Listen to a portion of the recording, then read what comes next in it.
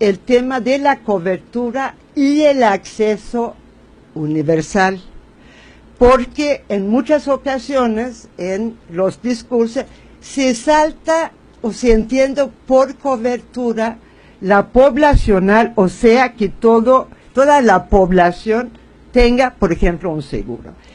Pero eso no releva cuál es la cobertura de servicios y cuál es el acceso. Tal vez el tema más discutido es el financiamiento de los servicios de salud. Y ahí lo que vamos a ver es los fuentes de financiamiento, los fondos, quién administra y compra los servicios, quiénes son los prestadores y cuál es la suficiencia de recursos humanos y físicos, porque de nuevo, aunque yo declaro que hay derecho a la salud, si no hay los suficientes servicios para poder prestarlo desde lo que es la educación para la salud hasta lo que puede ser la rehabilitación, entonces es lo que en México llamamos un saludo a la bandera, o sea, saludamos al símbolo, pero no tiene realidad. Cuando estamos hablando de un derecho a la salud, también lo que requerimos es saber quién es el sujeto obligado para garantizarlo. Porque si hablamos del derecho sin un sujeto obligado, bueno, no tiene sentido. ¿Cuál es el impacto en las condiciones de salud, en el bienestar de la población? Porque eso, para algunos analistas, no queda dentro de esa problemática. Pero yo me pregunto, y lo voy a hacer, si no es para impactar sobre la salud y el bienestar de la población, entonces, ¿para qué sirve un sistema de salud? Porque finalmente los sistemas de salud existen para eso, no para hacer más negocios, no para dar mayor cobertura, etc. ¿Cuáles son los problemas de los sistemas de salud en América Latina? Bueno, en general y hasta la fecha son sistemas segmentados y desfinanciados. Eso es una generalidad, podemos decir. En los sistemas de salud, históricamente hablando, la seguridad social es el segmento más fuerte. Y es el resultado, podemos decir, de un pacto corporativo entre el Estado, los empresarios y los sindicatos. Frente al seguro social, generalmente los ministerios son débiles, que tienen además poca capacidad regulatoria o solo se está encargando de las tareas de salud pública. También hay que decir que ambos sistemas fueron desfinanciados a raíz de la crisis y el ajuste estructural. El mecanismo para que eso ocurriera fueron distintos en los dos distintos temas. La seguridad social esencialmente dependía de una caída muy brusca del salario por el crecimiento del desempleo, el empleo informal, mientras que los ministerios de salud fue un corte drástico directamente a sus presupuestos. Bueno, eso quiere decir que podemos decir que en la mayoría de los países tenemos recursos físicos y humanos insuficientes, o sea, hay una mala distribución geográfica de la infraestructura y hay una desigual distribución social de los servicios o personal. Y tiende a haber en los servicios un dominio del interés particular por encima del interés general, entendiendo el interés general como la capacidad de mejorar las condiciones de salud y la bienestar de los humanos. Cuando hablo de los intereses particulares, pueden ser de distintos tipos. Algunos pueden ser legítimos, por ejemplo, lo que son cuestiones conquistadas, por los trabajadores o son ilegítimos. Ahí me refiero al uso de la institución pública o privada para fines totalmente personales, que también lo vemos prácticamente en todos los países bajo la forma de la corrupción. Bueno, en esos sistemas de salud, el sector privado creció más o menos rápidamente, dependiendo del país, en los intersticios del sistema público, o sea, donde dejaba el espacio el sistema público, ahí entraba el sector privado, y ese sector privado recibía o recibe subsidios cruzados regresivos, en el sentido de que concentra dinero, ingresos, que son regresivos en el sentido de que va al sector privado a costa de la atención de la población y a costa de lo que es los servicios públicos, que puede ser a través de fondos públicos que se transfieren a los privados, la exención de impuestos, etcétera, etcétera. Cada uno de los países tiene su propio mecanismo. Y creo que es importante tener presente y decir que esas deficiencias de los servicios públicos ha sido el sustrato de las reformas en salud. Lo ha sido tanto ideológicamente como, vamos a decir, prácticamente, porque lo que se dice es, bueno, si no están resolviendo los problemas, los servicios públicos, entonces hay que meter al sector privado. Lo que se dice o se sobreentiende es que estas son las condiciones por las cuales han pasado los sistemas públicos, entonces no es una característica inherente a los sistemas públicos esos problemas de falta de cobertura, de desfinanciamiento, etc. Pero eso ha sido uno de los argumentos más importantes. ¿Cuáles son los resultados y problemas de los seguros de salud? Como yo ya había dicho, en América Latina no ha logrado cobertura universal en ninguno de los casos. Y hay un problema fuerte de lo que se llama selección adversa y riesgo moral. Selección adversa, o sea, que la gente no toma su seguro porque dicen yo no necesito. Y el riesgo moral es la exclusión de los que no son buenos objetos para el aseguramiento. Hay una confusión muy importante en todos los discursos entre lo que es la cobertura poblacional y la cobertura de servicios. Si eso no se distingue, no sabemos de qué estamos hablando. Hay paquetes de servicios diferenciados según el tipo de seguro. O sea, hay paquetes básicos, hay paquetes intermedios, hay paquetes ampliados, hay paquetes súper buenos, y eso va a costa de lo que es la igualdad y la equidad. El acceso y utilización de los servicios no está garantizada y es claramente inequitativa.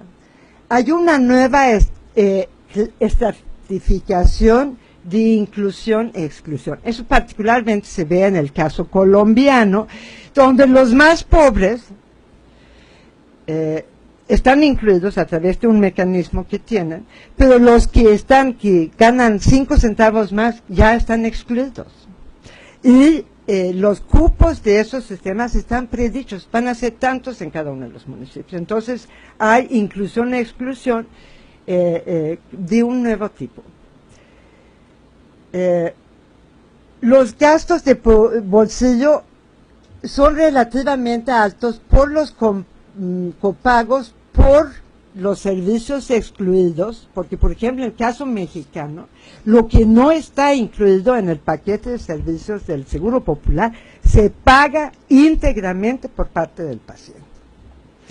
Y ahí también entonces tenemos que la gente consigue seguros complementarios, eso ya es parte de algunos de los sistemas, o sea, el seguro complementario ya está previsto. Por ejemplo, podemos hacer el gasto del bolsillo en México, de los que tienen el Seguro Popular.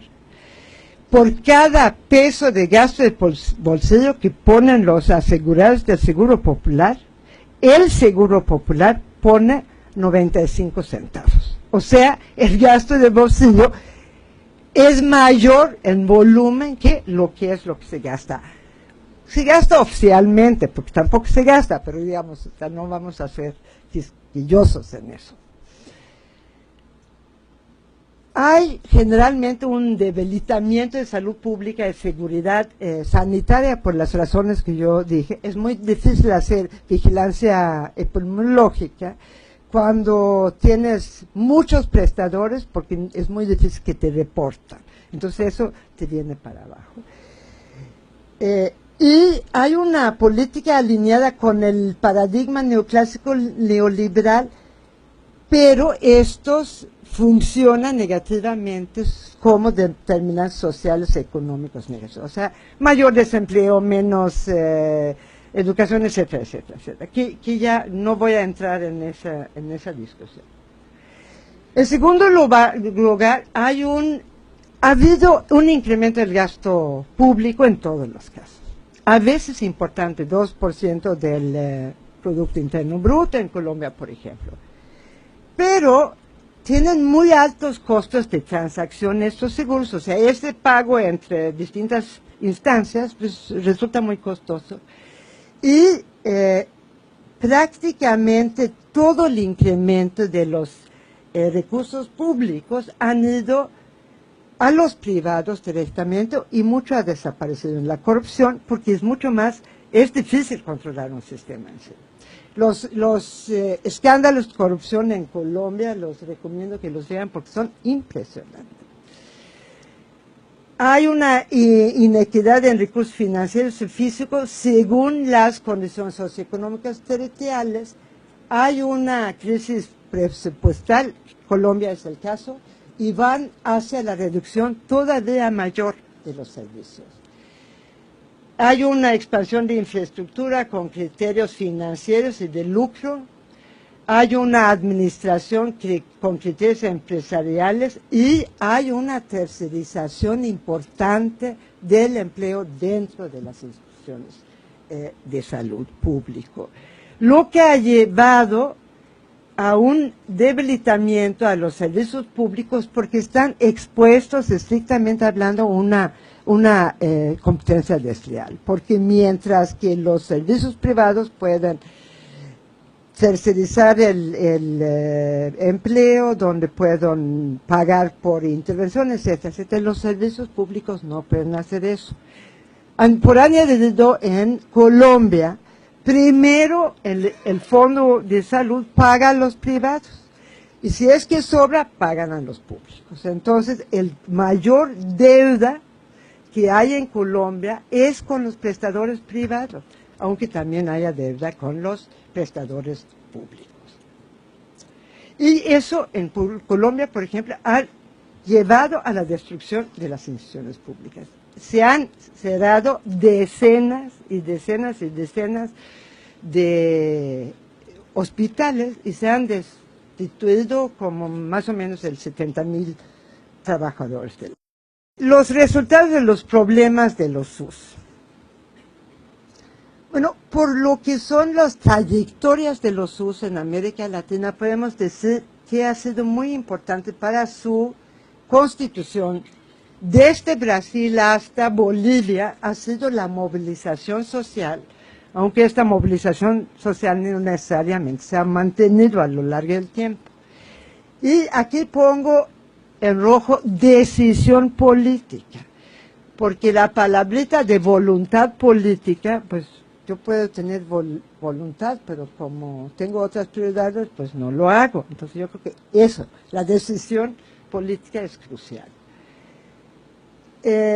También generalmente ha estado dentro de un planteamiento de reconstrucción o construcción del Estado social y redistributivo. Si lo vemos en las constituciones, así ha sido. Por ejemplo, en las nuevas constituciones de Venezuela, Ecuador, Bolivia, lo que dice, hay una en la Constitución hay una prohibición explícita de privatizar las instituciones públicas. Ha habido también un aumento de acceso y de utilización importante, mas no ha sido completo. Y eso también hay que tener presente. Ha habido una ampliación y fortalecimiento de servicios de baja y mediana complejidad, pero faltaba inicialmente infraestructura y personal, de tal manera que no podemos decir que ese problema está resuelto. Hay una cuestión laboral heredada que yo lo llamo de transposición de valores institucionales, que es cuando los intereses particulares prevalecen sobre los generales. Hay burocratismo, hay prestaciones compensatorias, quiero decir, por ejemplo, en Bolivia, los trabajadores, los médicos trabajan 5 horas al día, porque, pues, como no le pueden dar salario, le dieron horas libres. Y ese tipo de, o sea, como se puede entender, nos puede manejar un sistema de salud donde la gente trabaja un día o 5 horas al año. Hay una dependencia todavía muy importante por la diversidad de prestadores, porque en este esquema está incluido por la falta de infraestructura está incluido los prestadores privados. Hay un fortalecimiento en general de acciones anticipatorias y de seguridad sanitaria, precisamente porque puede estar integrado en el mismo sistema. Hay mayor capacidad de planeación estratégica y acciones sobre determinantes socioeconómicos.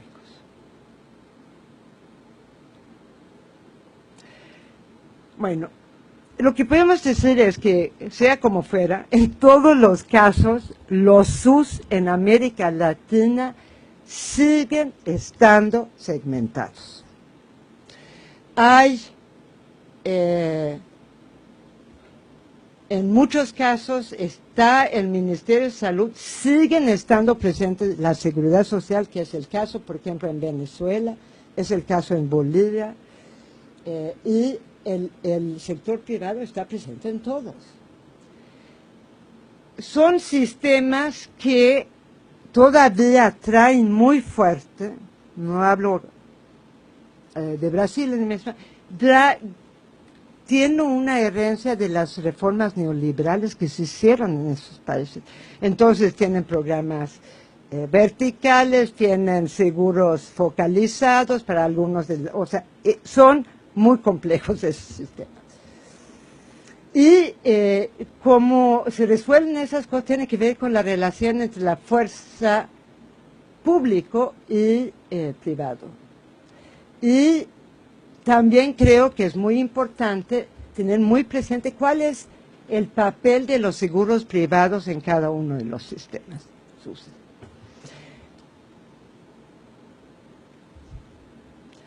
El financiamiento está regulado legalmente, pero es, como yo había dicho, sensible al ciclo económico. Tiene cierta fragilidad en la disputa distributiva y aún cuando es prioritario salud, en algunos estados de pobreza absoluta, como puede ser el caso de Bolivia, no, a pesar de que es prioridad, no se puede financiar los servicios. Hay dificultades de la descentralización en todos los casos, sea la existente, como el caso de Ecuador y Bolivia, o la nueva descentralización, por ejemplo, en Brasil. O sea que la descentralización del sistema conllevó nuevos problemas que no se tenían anteriormente. Y otro tipo de problema es la construcción de programas paralelos y la integración del SUS. Por ejemplo, muy importantemente en Venezuela, lo que tenemos es, por una parte, Barrio Adentro, que es el sistema único de salud, que no es único para nada. porque tenemos también lo que es el sistema de seguridad social, el sistema público, y no se han podido ensamblar. Entonces eso, desde luego, tenemos dos sistemas paralelos que no nos permiten. Creo que si queremos ir más allá de ese debate que tenemos entre los dos modelos, yo creo que en el fondo está, detrás de eso, está que el ámbito de la salud es un ámbito muy importante en las economías. O sea, va desde el 6% del Producto Interno Bruto hasta el 18% del Producto Interno Bruto en los Estados Unidos. Entonces, en una época cuando hay muchas dificultades para encontrar áreas que permiten generar ganancias, plusvalía, permite producir ganancias, ese ámbito es muy apetitoso para la inversión. Y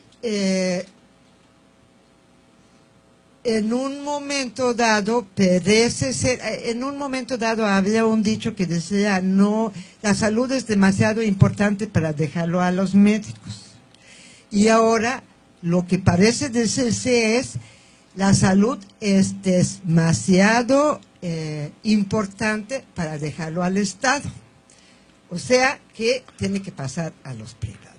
Claro, si yo puedo entrar en un sector de la economía donde está manejándose entre 6 y el 18% del Producto Interno Bruto, pues es, y por eso también en los nuevos acuerdos de libre comercio, la libre movilidad de las aseguradoras, por ejemplo, y de la prestación de los servicios, juegan un papel muy importante.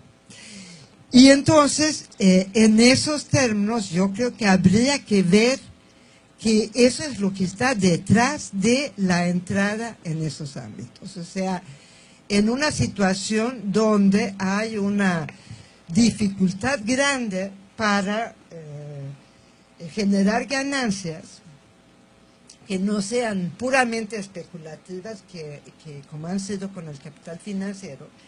Entonces yo creo que el término de la entrada en el ámbito de la salud es una entrada muy importante. Sin embargo, también eso tiene un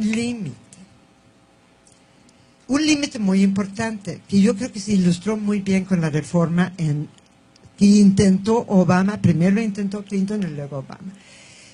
¿Cuál era el problema de fondo económico en eso? Era que los costos de los seguros de salud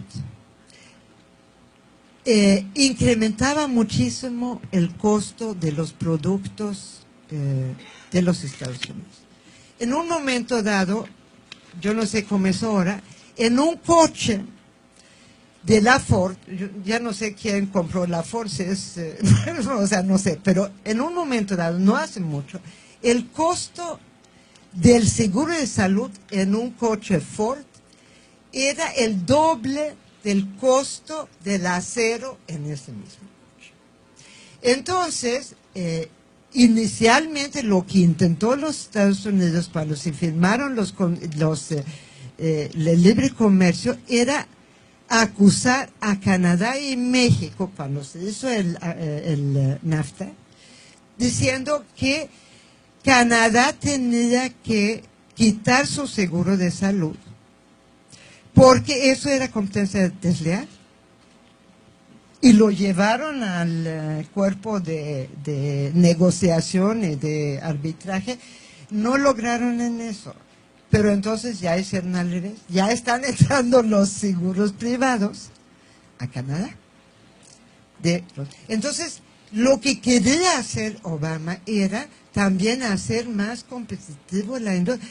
Ninguna economía aguanta dedicar el 18 al 19% de su producto en puros servicios médicos. Y ahí, para que los que dicen que los seguros hacen contención de costos, que se voltea a ver el gran ejemplo de estos seguros que son los Estados Unidos. No hay contención ninguno de costo. Durante varios años crecía en 1% anualmente el costo de salud en los Estados Unidos. Entonces, yo creo que respecto a la producción nacional de medicamentos, etcétera, también creo que eso en cada país se tiene que construir. O sea, yo les puedo dar el ejemplo. Brasil están produciendo muchas cosas externamente.